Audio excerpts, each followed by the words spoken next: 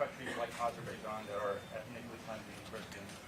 Well, first of all, I mean, I've been sympathetic to the Armenians, Christians. I mean, I think that I wonder if they were a different religion, how that would have been treated in the military or in the media.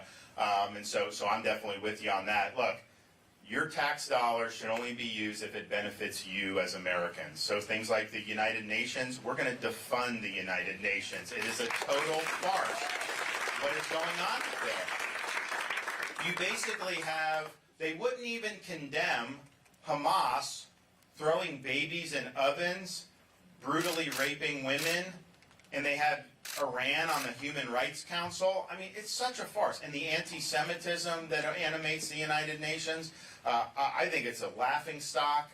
I think it's a corrupt institution. We shouldn't do it. And you look at some of the money we've sent. Your tax dollars have gone to promote transgenderism in Bangladesh. Your money has gone to do some really crazy things. But part of the thing is, how do you actually do it? Like, fine, I'm not going to put that in my budget or whatever. But Congress slips this stuff in. There may be a big spending bill that's got a lot of stuff maybe you want, right? How do you deal? I think we need structural reform to actually make sure that this stuff doesn't keep happening. And that involves a number of things. One, term limits for members of Congress we need. They develop their fiefdoms, they stay for 40 years and nothing changes. Second, a balanced budget requirement like we have in states where these guys can't just put it all on the credit card. They actually have to make choices. But also, like I have this power as governor of Florida, a line item veto for the president. That would solve so much because they put a bill on your desk. If there's money going to a country that hates us, you just veto that right out.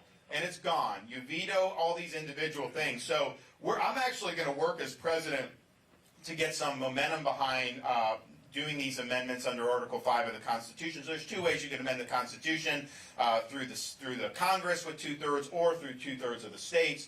2/3 of the states do it, then we can do these amendments. So I think term limits, balanced budget, line item veto, those are all popular. Term limits is popular with every male, female, Republican, Democrat, black, white, it doesn't matter.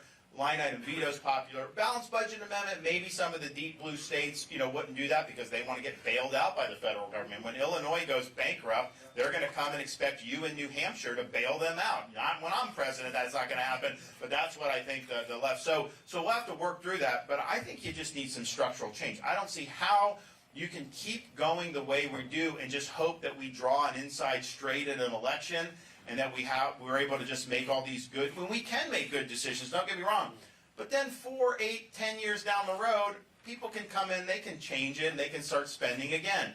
You gotta have restraints on these people because they have not done the job for decade after decade. And we need to make sure that they're respecting the American peoples and taxpayers. So we're gonna work on that. Yes, ma'am.